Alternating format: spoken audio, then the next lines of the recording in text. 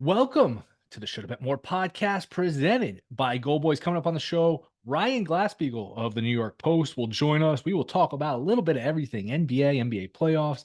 He covers the media for the New York Post. So we'll talk some big picture stuff, why the women outdrew the men in the tournament. So looking forward to talking to Ryan. I was recorded a couple days ago because, like I said a couple days ago, I'm going on vacation, going to Vegas. So talked to Ryan a couple days ago. So that will be coming up. But we got to start here with the NBA. Did this a day early just because last time I talked was last time we were on, it was the Nuggets had just beaten the Timberwolves and it was all but over in terms of them winning the one. All they had to do was beat San Antonio, beat Memphis. They were huge favorites in both games, and they had a huge lead on Friday night against San Antonio as 13, 14-point favorites, up 23, up like 17 with 9 minutes to go. And the Spurs win it basically at the buzzer. And now Denver is not going to get the one, barring a miracle. So we have a scenario where it's interesting. It's Oklahoma City, Minnesota, and Denver, all with the same record. Oddly enough, all in the same division, which I don't know how many times that's happened. And Minnesota's an interesting position because they have the tiebreaker head-to-head with Oklahoma City. They have the head-to-head tiebreaker with Denver. However, if it's a three-way tie, they don't have the head-to-head, or they don't have the tiebreaker. If it's a three-way tie, it will go to Oklahoma City because Oklahoma City has a better record in the common games among the three teams. A very quirky thing where, I was seeing on Friday night where Minnesota fans were celebrating. All right, we're gonna get the one. The Nuggets lost, not so fast. And here's the scenario: Oklahoma City's a 20-point favorite against Dallas. Dallas not only has no reason to win, they are incentivized to lose because this would keep Denver out of the one, and Dallas is in the 4-5. So this keeps Denver out of their bracket where they couldn't play Denver yet until the conference finals. So Dallas is not winning this game. Look, I know NBA, anything can happen. Oklahoma City is going to win this game, which is going to eliminate Denver from being a one, which means it's either going to be Minnesota or Oklahoma City as the 1-2. And interestingly enough, too, not only all three teams have the same record, nobody controls their own destiny because, again, Oklahoma City needs the three teams to be tied or to have a better record than the other two to get it. But the most likely scenario here is Oklahoma City beats Dallas, and as long as Denver beats Memphis, which I think they would, just because Minnesota does play Phoenix, and if Minnesota loses to Phoenix, this is complicated. I'm not going to get into all these scenarios with all these teams because there's a million of them heading into Sunday. But Denver could still hop Minnesota for the 2. So you'd rather be the 2 than the 3. You get the second round home court advantage, where it's like, all right, it's not as good as the 1, but at least we're not playing on the road in round 2. But either way, a damaging loss for Denver. I would think now they could get cute here and say, hey, we want Oklahoma City as the 2 instead of Minnesota as the 2. But again, the fact that Minnesota could lose to Phoenix, I think Denver will push and say, hey, let's win this game. And then if Minnesota loses, we could be the 2. I think ideally they'd rather have Oklahoma City be the 2 than Minnesota, but we're probably looking at Oklahoma City 1, Minnesota 2, Denver 3, in just a wild turn of events here in the West. The rest of the West, look, Lakers play the Pelicans. That's a big game. Pelicans are laying 4. Interestingly enough, if the Lakers beat the Pelicans, there's a good chance they play again on Tuesday night in the 7-8 game. Again, there's a million scenarios. It could be Lakers Phoenix, could be Lakers Pelicans. Lakers could fall to the 9-10 against the Warriors. There's so many scenarios. The one game that's interesting in the East is Milwaukee Orlando because Milwaukee can get the 2, but Orlando needs the game, and Orlando could either be the 5 or the 8 if they lose. And if they lose, they'll probably be the 8 seed in the play-in, on the road in the play-in. I wonder if Milwaukee, now I know you'd rather be the 2, I think, than the 4, but here's the deal. If you're the 2, you could play Philly in round 1. You could play Miami in round 1, where if Milwaukee goes to the 4, okay, you're going to have to play Boston sooner, but you're going to have to play Boston anyway. If Milwaukee goes to the 4, they're probably going to get Orlando in that first round, which I think is the easier draw. You might not have Giannis for some of that round, most of that round. I think you'd rather play Orlando where, hey, you're home. At least we have Lillard, we have Middleton. We could probably beat Orlando, where if you play Philly or you play Miami with no Giannis, I don't know that that's the scenario you want. So it'll be interesting if Milwaukee thinks that through and says, hey, I know the 2's the 2 and we get home court, but we got to survive round 1 first, especially without Giannis. I wonder, and then look, Milwaukee might just lose the game even if they try. But I wonder if I'm Milwaukee, if I just, I'd rather be the 4. I'd rather play Orlando. I'd rather avoid Philly and Miami. So fun day. Look, the regular season can be very tedious, very monotonous, a lot of meaningless games. Sunday should be a lot of fun.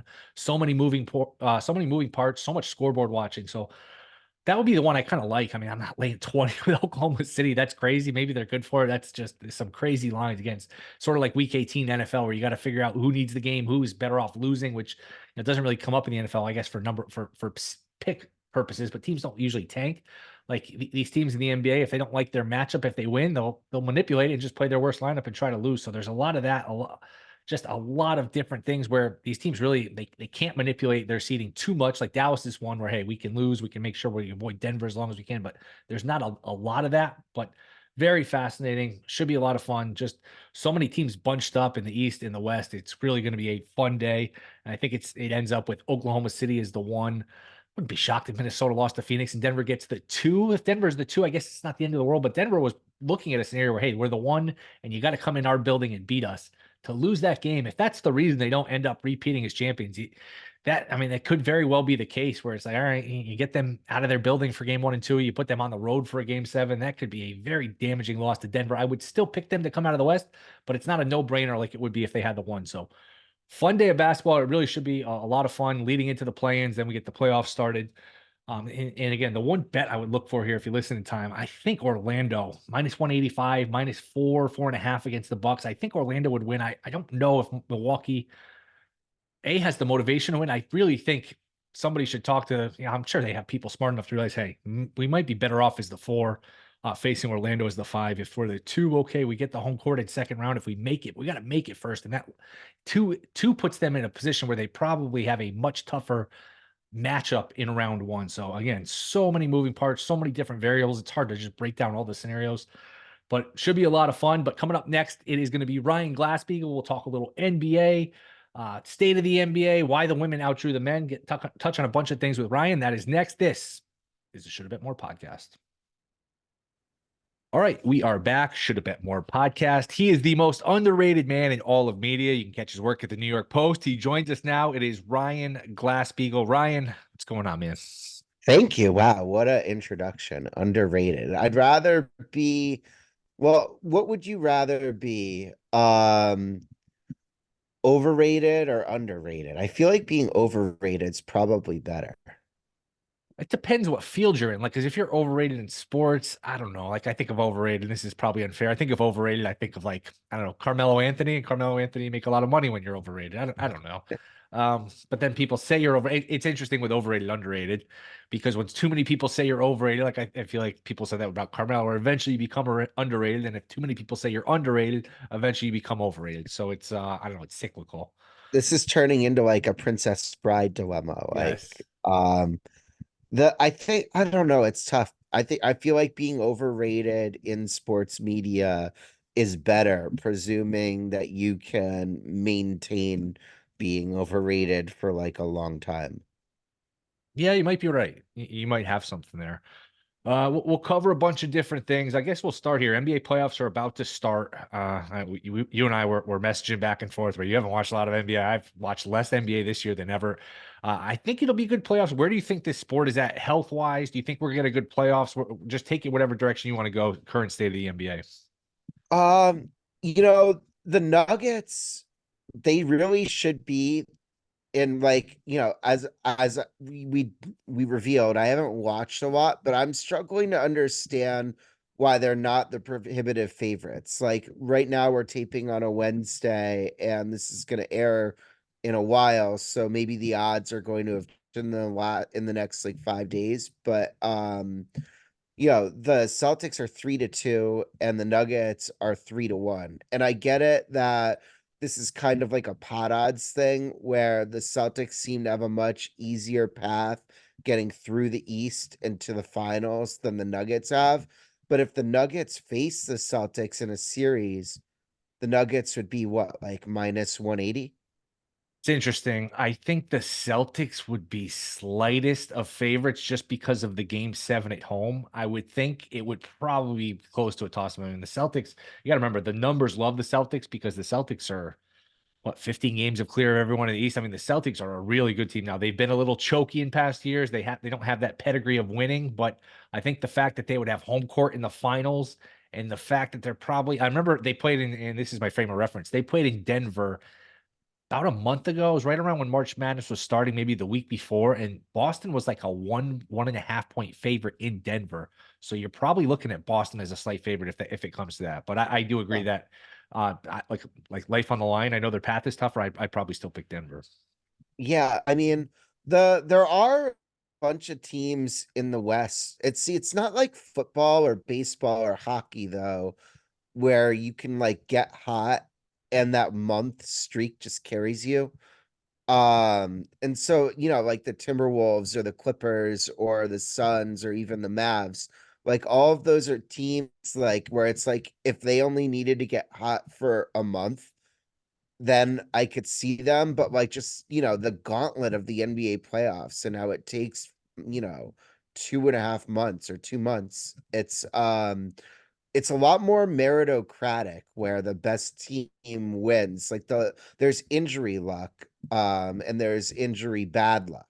But in terms of like, deservedness, we almost always get the NBA champion who deserved to win. And so that is like one thing that the sport has going for it versus the others in the postseason, where, the people who hoist the trophy really earned it for the most part. Yeah, and I've made the comparison with the Nuggets to sort of like the Chiefs, where they got the best player, and like you can get it to the best player whenever you want. With Jokic and Mahomes, there's some comparisons. There's some parallels where look, a lot of these games in the playoffs are going to be close, just like an NFL playoff game can be close. Then, like if it comes down to a close game and you got Mahomes on your team, you know what? The team with Mahomes is probably going to beat the team that doesn't have Mahomes. And same thing with Jokic. Like the team with Jokic is probably going to beat the team that doesn't have Jokic. He's that good of a player. And like back to the Celtics, like yeah, they've been choky, and then we haven't seen like Porzingis in a really big spot. Like, or at least haven't seen him like conquer a very big spot. And Drew Holiday, like, who's been playing like amazing for the Celtics. Yeah, I watched him pretty closely on the Bucks the last couple years, and I'm not I'm not sure I'd bet my life on him having like a great NBA Finals.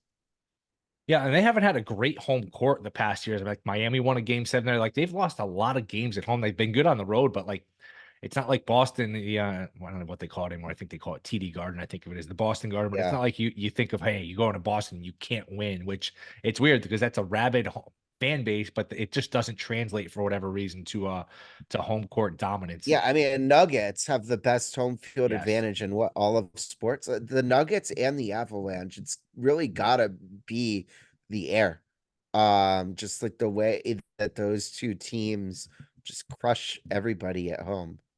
Yeah, and the Nuggets apparently, like you've heard this for years. I don't know if you ever heard this, where the airport is very far away from the hotel. So teams like if you get to Denver on a second night of a back to back, it's like a pain in the ass going from I like the haven't point heard you that. land to the point where you get to the hotel, and it's kind of a little subtle advantage. Just how about bigger picture here?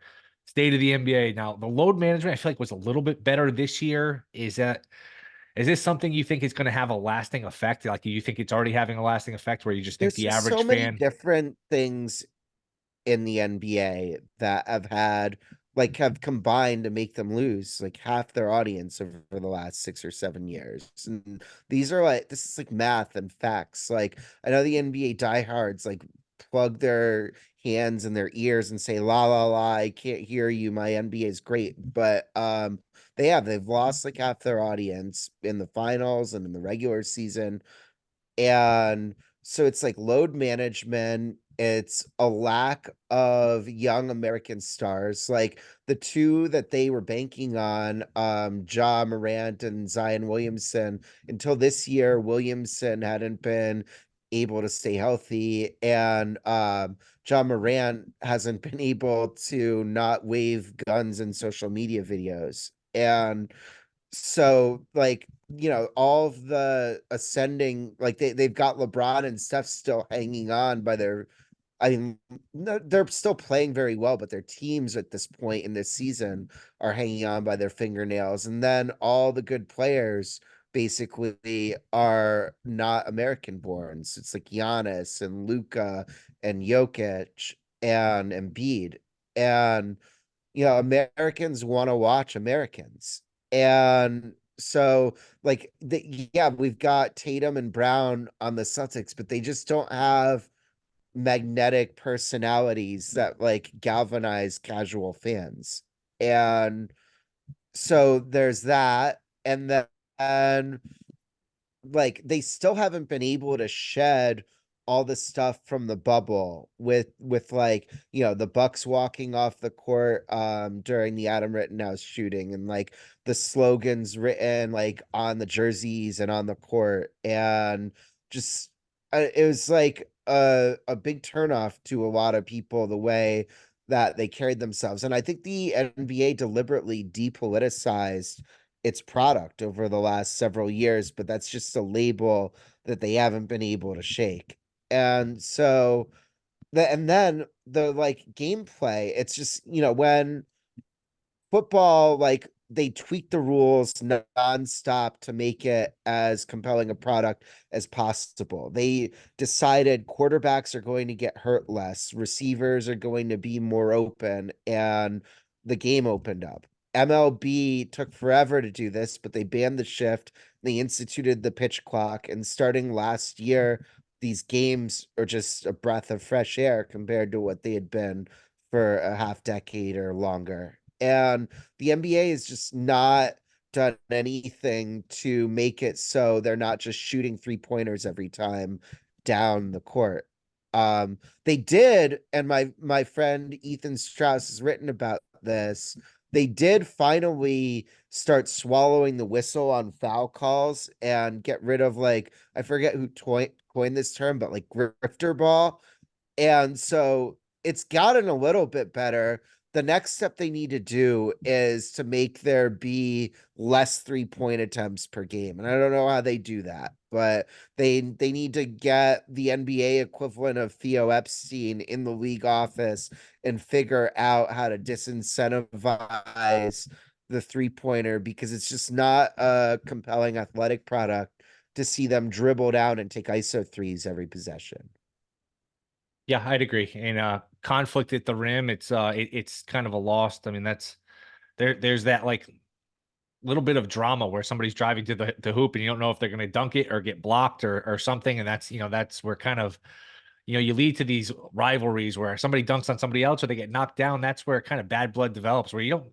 And we're going a little deep here, but like if you're just shooting threes all day, you don't develop these rivalries. There's no animosity. I think that's part of it too. And to go back to your point about no American players, I completely agree. I do think too, it's not so much that they're not American, it's the fact that they're not playing in college. Like if Jokic was at UConn for 3 years, like we know who he was, we'd have a run up with him where, we followed him as a freshman, a sophomore, junior, then he got picked, and then we'd have opinions on that pick. I think the fact that we don't, Jokic was just, hey, he was the 40 something pick, but 42nd pick in the draft, and then he's overseas, then he's here, and Yeah, then we don't have any opinions, we don't have any, relationship with these guys. I think that's part of it too. it is. And you get it in college football, where like a ton of these picks are and stars have played games in front of millions of people Right. for several years. We saw it with the women's Final Four, where we had years of stories with Caitlin Clark and versus LSU, and then later South Carolina, and then oh by the way, they had UConn in between. And the coaches aren't really the same type of characters in the NBA as they are in the NFL. Like I don't if you did gave me a Sporkle quiz of like who the coaches are, I'm not even sure I could get half of them right in the NBA right now. Um Maybe half, but it would be, NFL, I think I could do it and go straight through and get all 32. Maybe I'll miss like a new coach like off the top of my head, but like, at the end of a season, I'd be able to get all of them. And it like I agree with your point about the like if the players could be in college. Like imagine, so Wemby would be like what, a college sophomore right Yeah. now? Yeah. Like what if he was in the NCAA tournament? I don't think that they'd be getting beaten by the women if like Wemby and Brandon Miller and Paolo Banchero were in this NCAA tournament. Totally agree. It might be a different, it might have been a different path of dominance for UConn if Wembanyama was on one of those teams and Gonzaga still had Holmgren and Suggs. And yeah, it'd be better too. I mean, it has lost a lot of its luster. The tournament is still great. Do you think that's something that's sustainable, that the men and the women are now sort of on equal footing? The women outdrew the men in the finals. Do you think that's more time slot related? Do you think that's more popularity of the sport? What's your just grand takeaway from It that? was a combination of time slot and Caitlin Clark. I don't think I would make a sweeping conclusion about the men's college game versus the women's college game just based on this because she's just such an outlier. I mean, you could even see it in the semifinal numbers where Iowa versus UConn drew like 14 million and South Carolina versus NC State was like 8 million. So it's pretty clear that she's like a singular difference maker. You know, there was like a tweet from Big Ten PR way before the NCAA tournament that said that she had like participated in the most watched regular season women's basketball game on like 5 or 6 different networks, like of all time.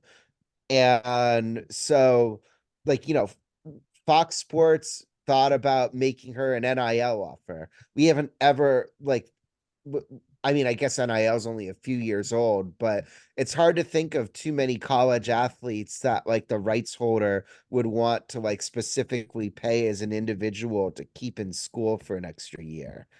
And I think that like I'm not like denigrating the women's game because I think that she lifted it to a new normal, but it's certainly going to recede without her, even though there are a lot of stars, you know, behind her. Like we've still got another year of Paige Beckers.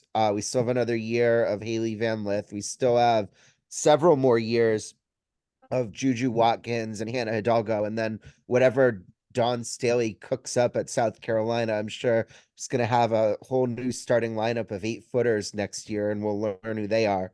But you know, 2 years ago, the finals was 4.5 million viewers, and it was 18 million this year. So where does it settle post Caitlin Clark? I don't know what, in like 7, 8, 9, 10 million range. So still bigger, but it's gonna be a while until they have like an individual who's like her. I mean, I almost think she's like Tiger Woods, where she got so many different casual people into this tent.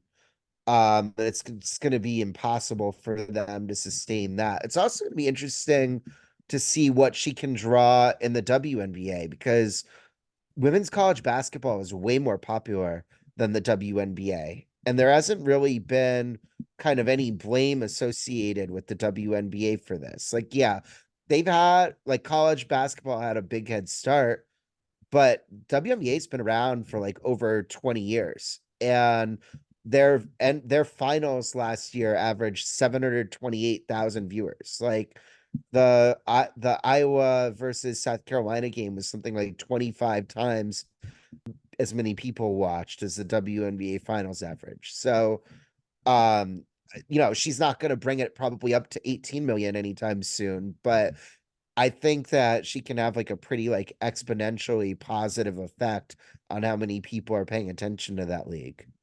Yeah, having your playoff games, your finals games go up against week one, week two of the NFL, that would I know. probably Well, not be you know that they step were one.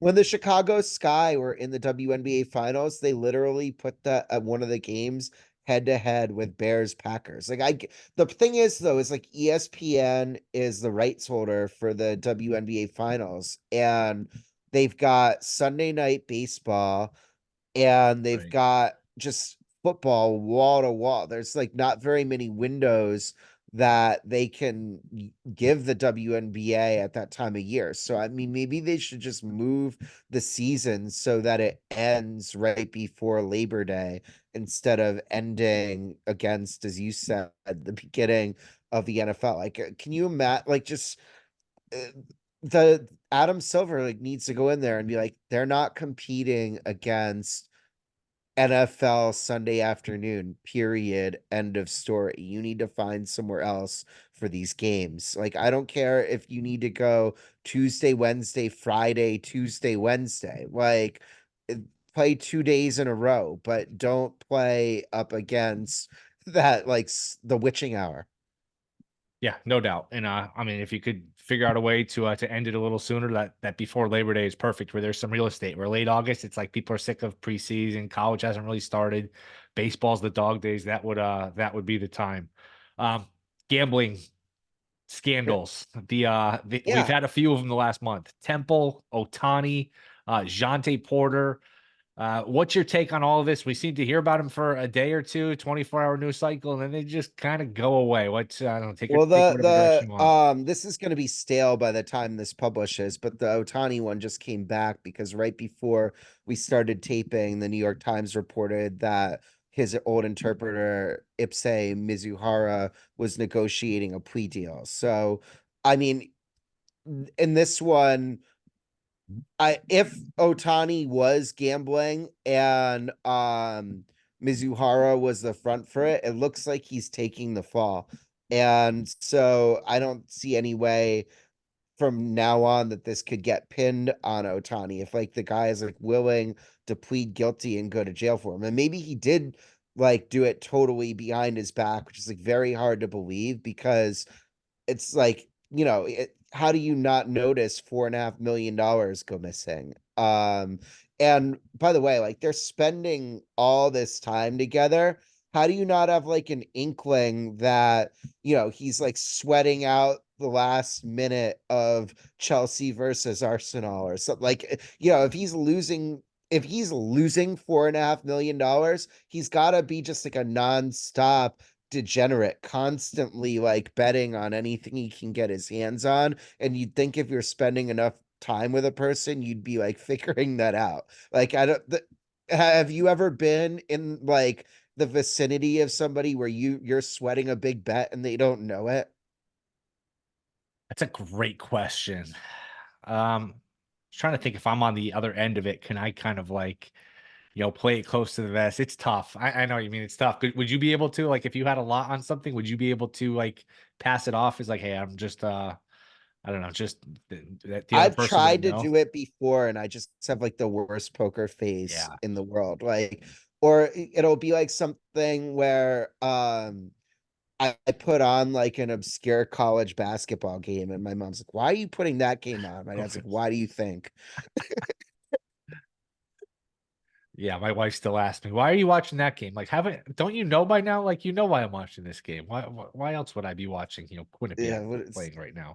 I'm scouting UMass Lowell. Leave me alone. Right, exactly. Exactly. I mean, where does this go though? I mean, this is probably not the last But one. Like the Temple yeah, one, we had no, and Porter. that's the thing. The other ones, well, Porter also didn't go away because Adam Silver said that he might get like a lifetime ban today. I don't know that the evidence against him was as compelling as was like initially presented, but the the one that did go away. So Temple, like all of a sudden, like a month or two ago, it's like I don't even know. Time just moves in a weird way now. But all of a sudden their line got pulled, and then there was just like a torrent of information about, oh, well, this line moved 5 points, and oh, their first half unders were really suspicious. And you're like, well, you know, this sounds very bad. And then they didn't miss a beat. They just like played the A10 tournament. They almost made They almost won the it. NCAA tournament.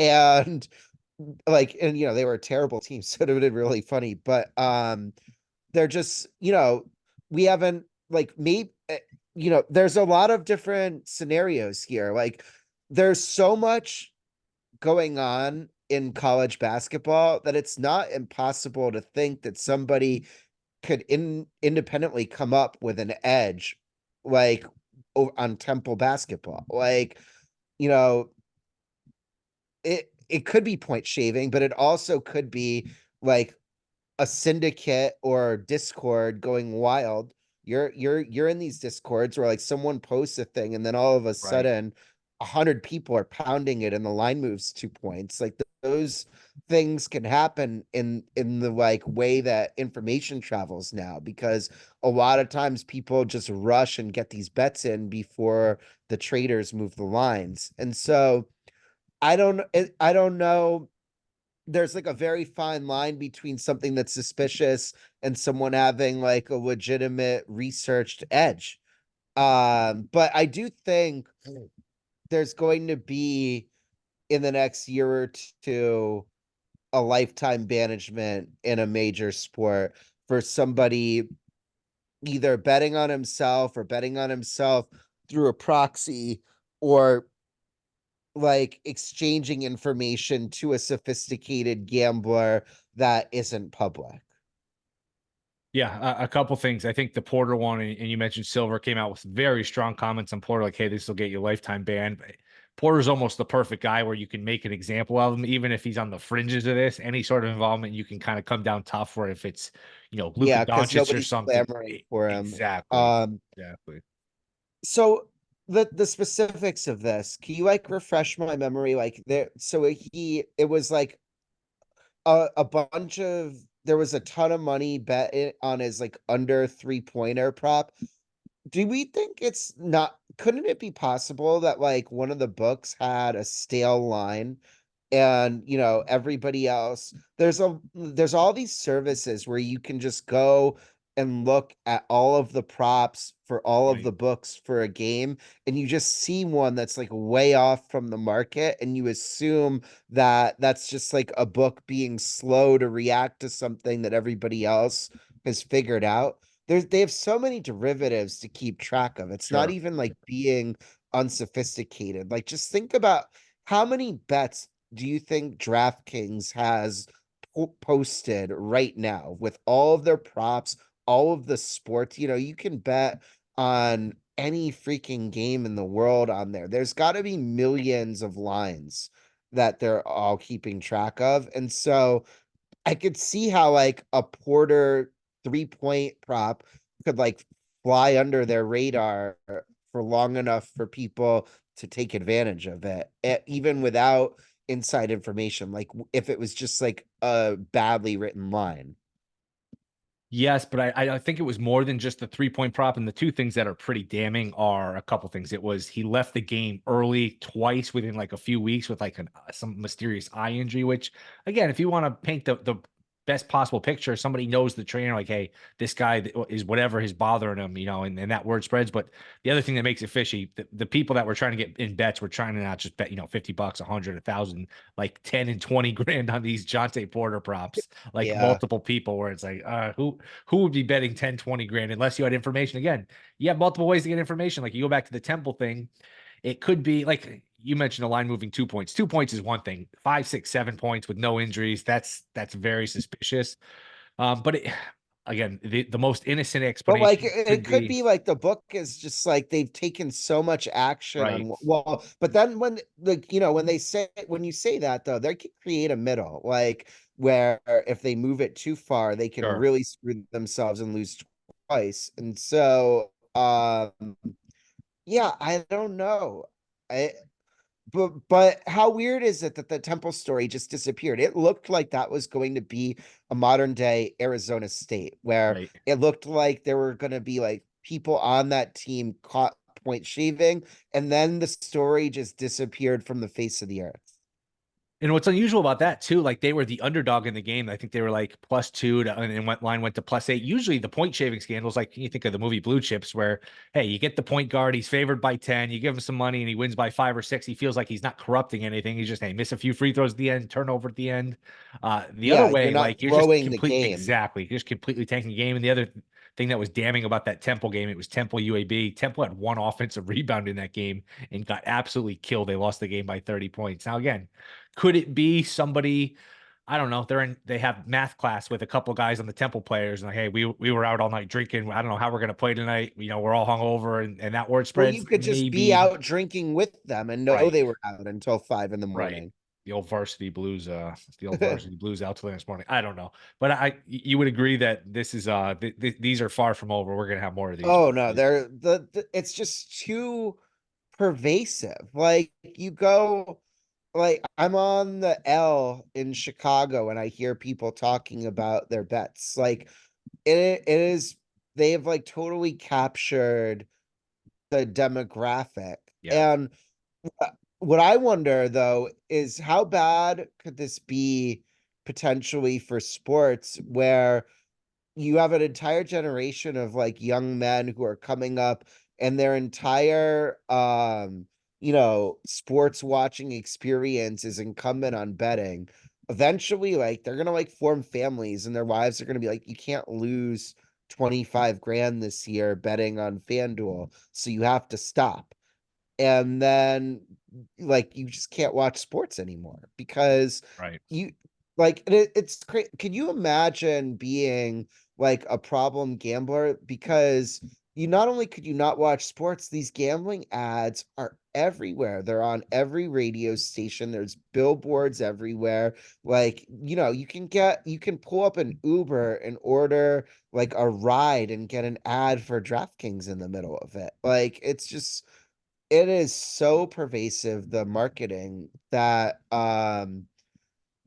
yeah, it would be impossible for there not to be scandals. But I just think that the playbook is set where these things are scandals for like a day or two. You're going to make examples of people and the show goes on.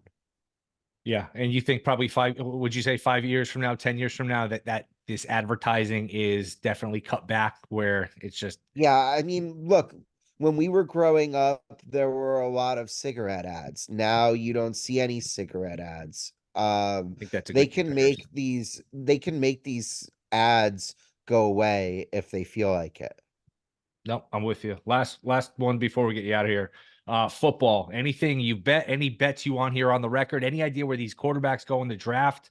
Your Packers are set at 10.5 wins. They're going to be the flavor of the summer. Everyone's going to pick Uh, them. Them and the Texans. A lot that of I people are thought going to that have Packers Texans Super Bowl. I can sense it right now. they it you know you would think that the Packers would be like 15-1, given how sexy a pick they're going to be. I got them, and this line didn't last, but I got them at 25-1 on MGM a month or two ago. And uh I mean, their offense is just going to be insane this year. I'm a little bit concerned about losing Aaron Jones, because the run that they went on over the last month of the year and then into the playoffs was really on his back. Like if you go and look at his game logs in like December and January, he was just routinely popping up 125. Um and so I know Jacobs is good, but he's like a different kind of runner. Like Jones could break 80 yards on any given play, and I don't think they're gonna get that out of Jacobs. But there's just so many like receiving targets that they've got that it's gonna be ridiculous to stop them. And like I could see them getting off to like a 9-2 start and just peaking too soon based on how they ended the season. And so that's like a weird concern. But the Texans, I gotta see people beat the Chiefs until I pick anybody but the Chiefs out of the AFC.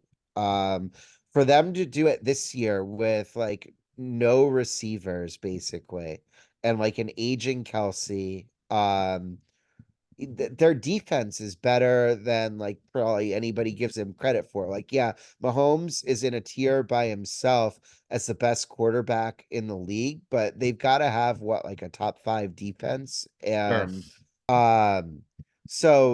but like with the NFL, it really does all come down to health. You need to be healthy going into the playoffs, and there's really no way for us to figure out who will or won't be. And San Francisco really gave away that Super Bowl to the Chiefs. One more first down. They could have kicked the field goal and won it. And your Packers gave away, absolutely pissed away that game to the 49ers. It's funny. The 49ers played in 3 playoff games. They had no business beating the Packers. They had no business beating the Lions. And the one game they lost, they shouldn't have. They should have won in the Super Bowl. But your guys, your guys, I'm sure as you know, just I gave that know. one I'm away. sick over it. But the Packers have done that so many times over the last like 20 years where they've just like lost an excruciating playoff game. Like, Seahawks NFC title game was a bad one. I'm trying to think. yeah, I mean the 4th and 26 game to the A bad one. Eagles. They lost twice to Kaepernick, including like once at home on a walk-off 49ers field goal. They were 15-1 and lost at home Giants. Oh, that the was a bad bye to one. the Giants in the Giants' second Super Bowl win. The And blocked that was punt a like a couple years ago was really bad. That was a yeah, terrible. they got a punt blocked against the 49ers. There was a Cardinals playoff game like the year before the Packers won the Super Bowl where like the Cardinals won on like a walk-off Should have been fumble a face six, mask. I and it remember. was just like a blatant face Yep. mask. Then there was another Cardinals game where Rodgers hit literally 2 Hail Marys to Jeff Jeff Janis Janis. on the final drive in regulation to tie, and then immediately Larry Fitzgerald broke a long touchdown in overtime to Yep. beat them. Like they have had so many brutal. Oh, and then like the first Giants Super Bowl in overtime, like Favre's interception to Corey Webster. Like they've had just one brutal playoff loss after another. And so this one like didn't even crack like the top 10. Yeah, it was almost an old NFC North and an NFC Central NFC title game. And yeah, that Oh, Arizona also one, the Bucks NFC title game, like where home and favored. Yeah. they, Kick the field goal. the I was good with that field goal. They should have been off the field, and there was like a phantom holding or like illegal contact call that extended the Bucks drive. The Packers should have gotten the ball back in that game. Like, so it's like, a million different things. And like if they could have had a crowd in that game instead of like the Good point. stupid like social distancing outside where the stadium was 10% full, like gets me so mad. I went there to Green Bay. It was like the week I quit Outkick and I went up to Green Bay and was like planning on going to the game, but it was like gonna cost like $1,000. I'm like, I have kid 2 on the way. I really shouldn't drop $1,000 on this. So I watched the game at Anduzzi's and I was like sure that they were going to win and they didn't. Nobody cares, but there's just that at some point they're gonna have to break through again, though. Um, is there a quarterback other than Mahomes that you would want for the next 5 years over Jordan Love? I feel like people would say CJ Stroud and probably Josh Allen, but I think you could maybe make a case for Love. I think Herbert with Harbaugh will this year will be telling. I think I'd still go with Herbert, but your point is a fair one. Love looks like the real deal. This is a for Herbert and Harbaugh, this is like a get out of salary cap hell year. So Yes. if they're good this year, it's going to be like a miraculous performance on their part. Ryan, you're the best man. Let everyone know where they can find you. I write for the New York Post. I'm on Twitter at Sports Rapport, Rapport. Thank you, Will. I appreciate it. All This right, was man. fun. Appreciate you coming on. Hopefully we'll catch up here down the road. All right, that'll do it. Thank you to Ryan Glasspiegel. We will be back Wednesday with Aaron Schatz, talk a little NFL draft. Appreciate you guys listening. See you Wednesday.